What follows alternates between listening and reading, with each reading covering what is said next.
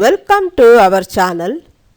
இந்த வீடியோவில் நம்ம பார்க்க போகிறது what are the differences between care about, care for and take care of in Tamil. Care நம்ம எல்லாருக்கும் தெரிந்த வார்த்தை கேர். உதாரணத்துக்கு நீங்கள் உங்கள் ஃப்ரெண்டோட வாதம் செய்யும் பொழுது நீ என்ன சொன்னாலும் சரி அதை பற்றி நான் கவலைப்படுறதே இல்லை, ஐ டோன்ட் கேர் என்று சொல்லிடுறீங்க. அதுக்கப்புறம் விரிவாக எப்படி சொல்லுவீங்க? ஐ don't care what you say. இதுக்கு தமிழில் நீ என்ன சொல்கிறாயோ அது எனக்கு முக்கியமில்லை, அதனால் அதை நான் பொருட்படுத்தவும் இல்லை, அதை பற்றி கவலைப்படவும் இல்லை என்று அர்த்தம். கேர் பக்கத்தில் வாட் வந்திருக்கு, அதை நீங்கள் கவனிக்கவும். இதை பற்றி டீட்டெயிலாக அப்புறம் பார்க்கலாம். அதுக்கு அடுத்து I will take care of my sister. இதுலேயும் கேர் வந்திருக்கு, டேக் கேர் ஆஃப். இதுக்கு என்ன மீனிங்னா லுக் ஆஃப்டர், அதாவது கவனித்துக்கொள், பார்த்துக்கொள் என்று அர்த்தம். என் தங்கையை நான் பார்த்து கொள்கிறேன்.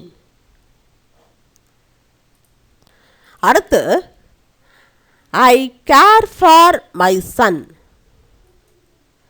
ஐ டோன்ட் கேர் ஃபார் காஃபி. இதுக்கு என்ன அர்த்தம் தமிழில்? ரெண்டுமே ஒரே மாதிரி ஃப்ரேசல் வெர்ப் தானே கொடுத்துருக்கு. கேர் என்பது வெர்பு, ஃபார் என்பது ப்ரிப்போசிஷன். இந்த பேட்டர்னில் வந்தால் ஃப்ரேசல் வெர்பு. ரெண்டுமே ஒரே மாதிரி ஃப்ரேசல் வெர்பு தான் கொடுத்துருக்காங்க. அப்போ இது ரெண்டுமே ஒரே மாதிரி மீனிங் கொடுக்கும் இல்லையா? கண்டிப்பாக ரெண்டுமே ஒரே மாதிரி மீனிங் கொடுக்காது. I care for my son, நான் என் மகனை கவனித்து கொள்கிறேன் என்று அர்த்தம். I don't care for coffee, எனக்கு காஃபி பிடிக்காது என்று அர்த்தம். எப்படின்னா இந்த ஃபர்ஸ்ட் சென்டென்ஸ் வந்திருக்கு இல்லையா, I care for my son. Care for என்பது ஃப்ரேசல் வெர்ப் இல்லையா, அதுக்கு பக்கத்தில் யாரேனும் ஒரு நபரை குறிப்பதே வந்திருக்கு. இங்கே சன் வந்திருக்கு இல்லையா. கேர் ஃபார் சம்படி என்ற பேட்டர்னில் வந்தால் அதுக்கு என்ன அர்த்தம்னா லுக் ஆஃப்டர் என்று அர்த்தம். அதாவது ஐ கேர் ஃபார் மை சன் என்றால் I look after my son என்று அர்த்தம். அடுத்தது ஐ டோன்ட் கேர் ஃபார் காஃபி. இங்கே கேர் ஃபார் பக்கத்தில் சம்திங், ஏதேனும் ஒரு நான் லிவிங் திங்கு இல்லைன்னா ஏதாவது ஒரு விஷயம். கேர் ஃபார் சம்திங் என்ற பேட்டர்னில் வந்தால் இதுக்கு லைக் என்று அர்த்தம். அதாவது ஐ டோன்ட் கேர் ஃபார் காஃபி என்றால் ஐ டோன்ட் லைக் காஃபி என்று அர்த்தம். அடுத்தது கேர் ஆஃப். இதையும் நீங்கள் கேள்விப்பட்டிருப்பீங்க. லெட்டர் எழுதும் போது நீங்கள் யூஸ் பண்ணுற வேர்டு கேர் ஆஃப். இதுக்கு மீனிங் என்னென்னா at the address of. For example, write to me care of Anu. Anu என்ற அட்ரஸுக்கு எனக்கு எழுது என்று அர்த்தம். Care about somebody or something. இங்கே கேர் அபவுட் என்பது ஃப்ரேசல் வெர்ப். இதுக்கு மீனிங் என்னென்னா think about somebody or something is important. அதாவது யாரேனும் ஒருவர் அல்லது ஏதேனும் ஒன்று ரொம்ப முக்கியமானது என்று நீங்கள் நினைக்கிறீங்கன்னா கேர் அபவுட் என்ற ஃப்ரேசல் வெர்பு யூஸ் பண்ணணும். ஃபார் எக்ஸாம்பிள், இப்போ சீஃப் மினிஸ்டர் இருக்கிறாரு, அவருக்கு மக்கள் ரொம்ப முக்கியம், மக்களை பற்றியே கவலைப்படுறாரு இல்லையா. நம்ம எப்படி சொல்லணும்? The chief minister cares about the people. அடுத்து I don't care about anyone. இங்கே நான் நெகட்டிவில் கொடுத்துருக்கேன், கேர் அபவுட் வந்திருக்கு. எனக்கு யாரும் முக்கியம் இல்லை என்றால் நான் யாரை பற்றியும் கவலைப்படவில்லை என்று தானே அர்த்தம். He cares about you. இங்கே பாசிட்டிவ் சென்டென்ஸில் வந்திருக்கு. அவனுக்கு நீ முக்கியம் என்றால் அவன் உன்னை பற்றி கவலைப்படுகிறான் என்று அர்த்தம். அடுத்து கேர் அபவுட் என்ற ஃப்ரேசல் வெர்ப் இருக்கு இல்லையா, அதில் அபவுட் என்ற ப்ரிப்போசிஷனுக்கு பதிலாக கொஸ்டின் வேர்டையும் யூஸ் பண்ணிக்கலாம். For example, I don't care what you do. இங்கே நெகட்டிவ் சென்டென்ஸில் வந்திருக்கு, நீ என்ன செய்கிறாயோ அது எனக்கு முக்கியம் இல்லை என்றால் அதை பற்றி நான் கவலைப்படவில்லை என்று அர்த்தம். அடுத்தது, we don't care where you go. நீங்கள் எங்கு சென்றாலும் எங்களுக்கு கவலை இல்லை. he doesn't care how much it costs. எவ்வளவு செலவாகும் என்பது பற்றி அவர் கவலைப்படுவது இல்லை. மீனிங் மட்டும் மாறாது. அப்போது இது எல்லாமே ஒரே மாதிரி மீனிங் தான் கொடுக்குது. Care about, care what, care where, care how, இந்த மாதிரி வந்தால் ஒரே மாதிரி மீனிங் தான். அடுத்தது care for somebody or something.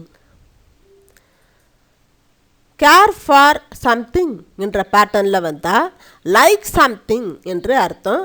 இது நெகட்டிவ் சென்டென்சஸ்லேயும் கொஸ்டின்ஸ்லேயும் வரும்.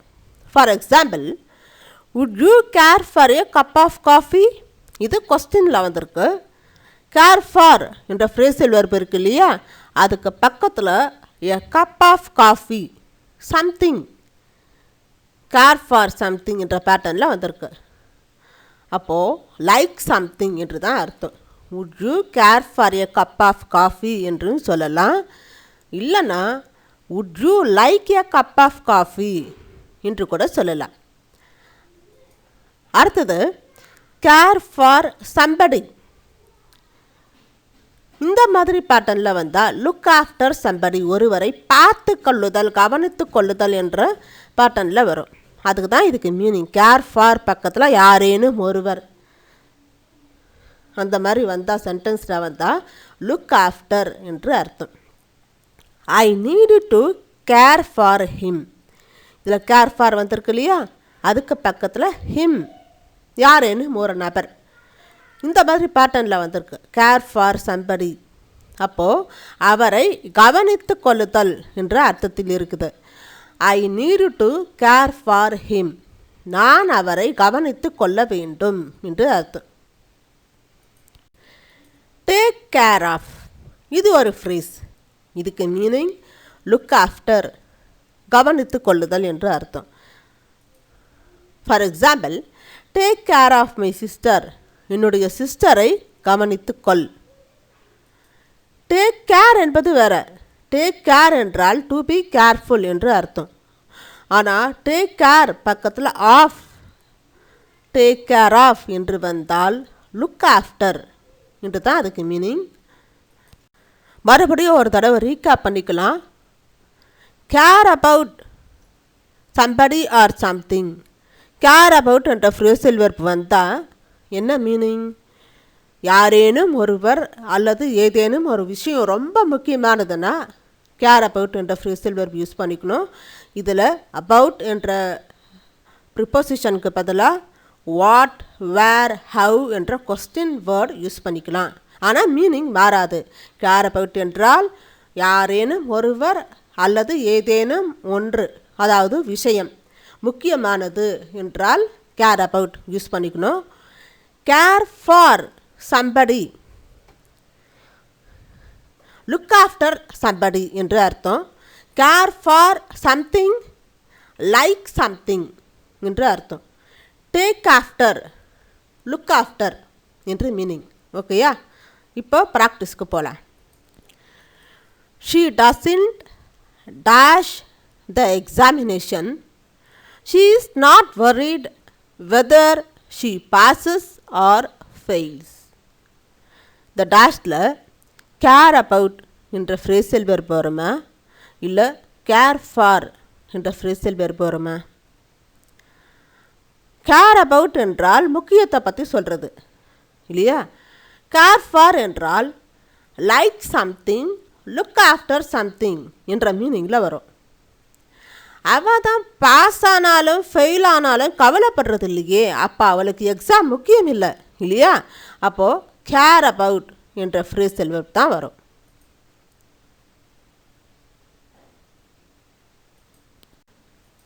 Are you hungry? Would you dash something to eat? இங்கே என்ன வரும்? கேர் அபவுட் என்ற ஃப்ரேஸில் verb வருமா, இல்லை கேர் ஃபார் என்று வருமா? உனக்கு பசிக்குதா, நீ ஏதேனும் சாப்பிட விரும்புகிறாயா என்று தான் கேட்பீங்களே தவிர சாப்பிட்றது முக்கியமா என்று கேட்க மாட்டீங்க இல்லையா?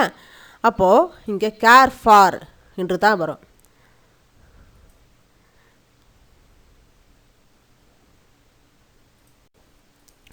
Do you like this coat? Not really.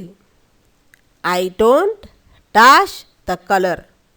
இந்த டேஷில் என்ன வரும்? Care about or care for. இந்த கோட்டை பிடிச்சிருக்கா என்று தான் கேட்குறாங்க. அப்போது இந்த சென்டென்ஸை பிடிக்குதா இல்லையா என்ற அர்த்தத்தில் தான் வந்திருக்குது. அப்போ கேர் அபவுட்க்கு இங்கே என்ன வேலை இருக்குது? கேர் ஃபார் தான் போடணும். I don't care for the colour என்றால் I don't like the colour என்று அர்த்தம். I want to have a good holiday. I don't care dash how much it costs. நான் கேர் என்பதை கொஸ்டின்லேயே கொடுத்துட்டேன். ஆனால் என்ன ப்ரிப்போசிஷன் வரும் மட்டும் நீங்கள் சொல்லணும்.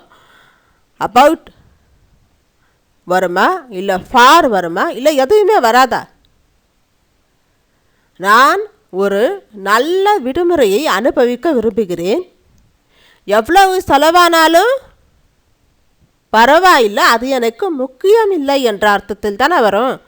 அப்போது கேர் அபவுட் என்று தானே வரணும்னு சொல்லுவீங்க. அதுதான் இல்லை.